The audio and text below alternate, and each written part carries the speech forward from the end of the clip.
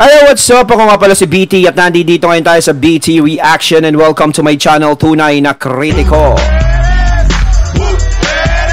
At meron tayo panonooring video ngayon. Ito po ay nagmula kay Ders TV. Sa mga hindi pa po nakakabisita sa channel ni Ders TV, bisita na po kayo mga katunay. At kung hindi pa kayo nakakapag-subscribe, subscribe na din po kayo mga katunay kay Ders TV. At huwag na natin pagtagalin at sabay-sabay na natin panoorin ang laman ng video na hatid sa atin ni Ders TV at bibigyan natin ng reaksyon. Pasok! Hello po sa inyong lahat. Magandang araw po. Kamusta na po kayo? Andito na naman ako, ang inyong lingkod na legit Dower Cards na tagahatid na mga legit na kaganapan tungkol sa TBJ. Kaya kung isa kayo sa hindi pa nakasubscribe sa ating channel, nako, i-click nyo na po ang subscribe at bell button dyan sa baba para pag may mga bago akong balita, ay mano-notify po kayo agad-agad. At bago nga po natin simulan ng balitaan, nais ko lamang pong magpasalamat sa inyong lahat sa walang sawang pagsuporta at pakikinig sa aking mga pang-araw-araw na balita.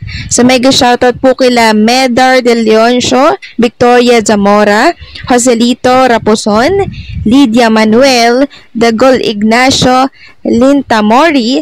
Salamat po sa patuloy na pagsuporta po ninyo.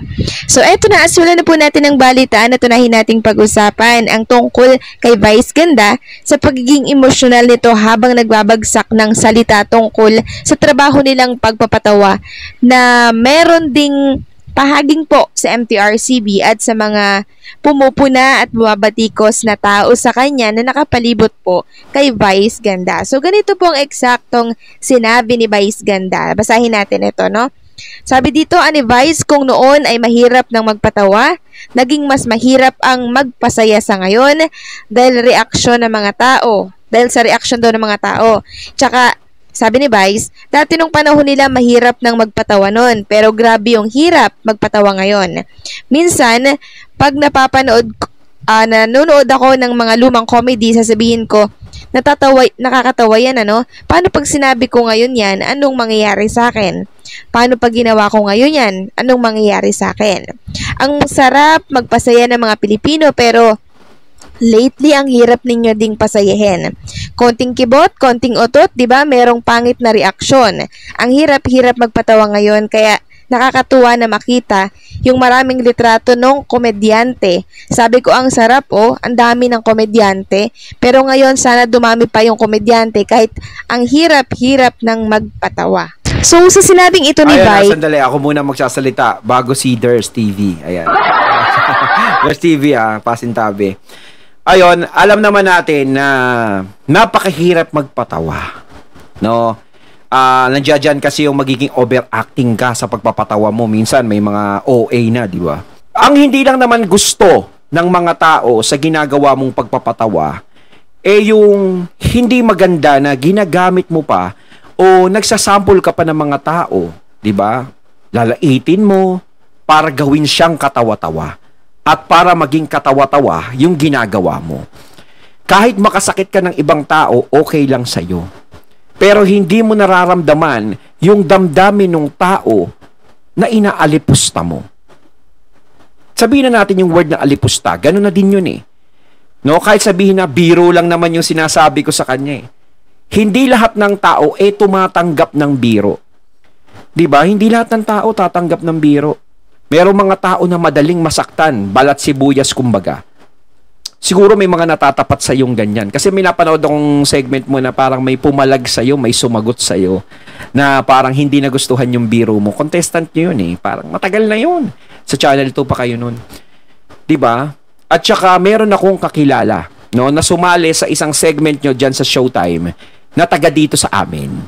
Talagang napanood ko yung show na yung segment na yun na talagang grabe yung pinagsasasabi mo sa kanya. Yung nilait mo yung mukha niya. Kasi naikwento yun sa amin eh. No, kakilala namin yun eh. 'Di ba? Kasi niloko namin siya. Grabe no, talagang pinuntriya kalibay. Oo nga, ganto, ganyan, ganyan. Ako nahihiya sa sarili ko eh, ganon, 'di ba? Nagdumanon siya. Kasi wala naman akong magawa. Ayoko naman sumagot. Baka matalo kami, ganyan. Baka magalit sa akin yung nasa Showtime, di ba? Kaya tinatanggap ko na lang. Pero hiyang-hiya siya sa sinasabi mo sa kanya. Na yung nilalait mo yung pagmumukha niya, ganto, ganyan, bakit magpinatulan siya, ganto. Diba? Ang sakit nun sa ibang tao. Diba? Tapos uuwi siya, gano'n ang mangyayari. Tapos yung mga kahalayan minsan na ginagawa mo na biro, kahit biro, merong mga taong sensitibo na makakapanood sa'yo, lalo na't nasa noontime show ka. Kaya mo naman gumawa ng mga comedy na nakakatawa na simplihan lang ang banat eh. Diba? Kayang-kaya mo yun eh. Diyan ka nakilala, Vice Ganda, diba? Diyan ka nakilala sa comedy. Kayang-kaya mo yun eh. Diba? Na hindi mo na kailangan manglait ng tao, hindi mo na kailangan gumamit ng mga malalaswang mga salita o ginagawa. Diba? Nagawa nga ng mga komedyante natin yun. Alam natin mahirap pero sila nagawa nila ng maayos hanggang sa mawala sila sa mundo. Diba? Na mayapa na yung magagaling nating ng mga komedyante like Babalu, Sir Dolphy, Panchito, marami pang iba, Rene Requestas. Nakakagawa sila. Diba? Kayang-kaya mo rin naman kaso minsan isinosobrahan mo na sa limitasyon inilalagpasan mo na. Is matatamaan din po dito ang MTRCB na siyang humahatol ng ginagawa, sinasabi sa telebisyon. Iba kasi ang henerasyon ngayon at iba noon. Nagbabago-bago yan. Challenging talaga ang pagpapatawa lalo na kung hindi ka naman talaga komedyante. Sabi nga nila hindi ka mahihirapan magpatawa kung likas kang mahusay na komedyante. Bakit hindi tayo humanap ng ibang way para sa pagpapatawa, no? Para sila matawa. Yes. Pero wala tayong nalalabag sa MTRCB. Yes. Walang mapupuna ang iba. Tama. Kaya lang naman umaalma ang mga marami dahil yung pagpapatawan na nakikita po nila, naririnig po nila, mahalay na. Kung alam natin na ganito na ang henerasyon ngayon, sumabay tayo. Hindi natin kailangang ikumpara ang noon sa ngayon dahil hindi naman nararapat. Ngayon kasi kailangan ng extra higpit, kailangang malaman ng kabataan ngayon na may natitira pang respeto at pagpapahalaga sa ating sinaunang nakagawian ngayon kasi nababaliwala na po ang mga yan. Kaya mabuti ang MTRCB andyan para ipaalala yung lahat. No, na hindi porket nagbago ng henerasyon, kakalimutan na natin ang moral values. Kaya kung nagreklamo po si Vice na nahihirapan siya magpatawa, try another things na walang masasabi ang iba. May tatawid niya yan kasi... Ay, nahihirapan ka magpatawa, hindi magdrama ka na lang. Pero doon ka naman nakilala eh. Hindi mahirap magpatawa. Diba? Komedyante siya. Alam niya kung ano, kung paano mailulusot ang isang bagay na komplikado para lang ma-deliver niya ito sa marami nang walang nasasagasaan, walang natatapakan, walang nalalabag sa MTRCB. So, ganun lang po yun, kadali. Samantala, pag-usapan naman natin ang tungkol sa TBJ na ginagamit ngayon sa It's Showtime. Nung nabasa ko po ang... TBJ sa It's Showtime, Tito Vic and Joey po ang pumasok sa isipan ko. Yun pala ay sila Jugs, Bong Navarro at Teddy. May pagganito pa po sila TBJ sa It's Showtime. So, ayan, nilabas din nila Teddy, Bong, and Jugs. Team Teddy. TBJ. Ba yun? Bong and Jugs. Sinong hindi po maintriga niyan? Kaya ang mga tao na intriga po sa show kahapon na ang TBJ nasa It's Showtime. Sus Mio Marimar. Alam kasi ng mga tao, pag sinabing TBJ, Tito Vic at Joey yan. Kaya marami pong interesado. Iba-iba na talaga ang mga pakulo ng mga noontime show para makasunod lang. Kasi kung hindi ka susunod, mapag-iiwanan sila sa baba. Ang TBJ kasi natin, creative at talagang araw-araw, may bago po sa kanila. Kaya yung mga tao, solid ang binibigay na suporta po sa kanila. So, imagine, 1979, andyan na po ang TBJ or Tito Vic and Joey. Diba? Pero hanggang ngayon, andyan pa rin sila. Hindi po sila nawawala sa sirkulasyon. Meaning nito, pag creative ka talaga, hindi ka basta-basta mapapalitan. Andyan at andyan ka. Kasi gumagawa ka ng mga bagong makakasabay po sa henerasyon ngayon. So, diba? Ang TVJ, nagagawa nila nagagawa nila ng maayos. Talagang tanggap sila ng masa. Si Jose, nagagawa ng maayos, tanggap sila ng masa. Nakakatawa sila kahit simple lang ang ginagawa nila. Yan, TVJ, di ba? Ang tagal-tagal na sa mundo ng komedya niyan. Diba, napakatagal na panahon hanggang sa maging senador na si Tito Sen. Kita nyo naman, hanggang ngayon hindi sila nawawala sa sirkulasyon. Patuloy pa rin silang nagbibigay ng saya sa tao sa kabila ng edad nila, matagal na sila. Sila nga kinaya, si Vice hindi. Oh, depende lang kasi sa taktika mo eh. Sa atake mo, sa lawak ng isip mo. Parang syempre si Vice, parang nawawalan ka lang tiwala sa sarili mo. Parang ganun, ganyan. Diba? Katuwa na ang TVJ natin, kahit na may mga edad na po sila, Steve, no, nag-e-exist sila at talaga namang pinag-uusapan sila, no?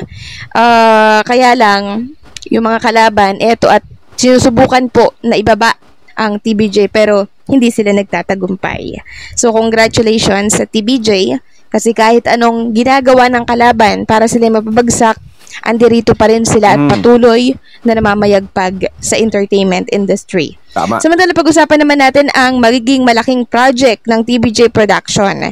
Ayon nga po dito sa post ng Viva Artists Agency, look entertainment big giants in one frame. Watch out for our upcoming project together. So, dapat po pala tayong abangan sa mga legit Dabber Cards natin. For sure, hindi lang po TVJ ang may proyekto, kasama po ang mga legit Dabber Cards natin. So, noon pa man, ginagawa na po nila Bossing Vic Soto yan, ang makipag-collab sa iba para po sila bumuo ng isang proyekto. Soon po yan mangyayari, kaya naman abangan natin yan, paniguradong magugustuhan po ng lahat ito.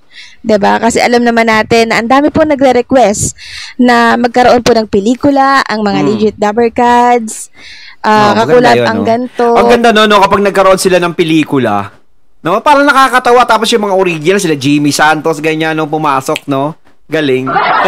Kayo mga katunay, gusto nyo ba magkaroon ng pelikula ang TVJ at ang legit Dabber Cards? 'Di ba comedy 'yon? Wala mga palakpakan tayo diyan, no?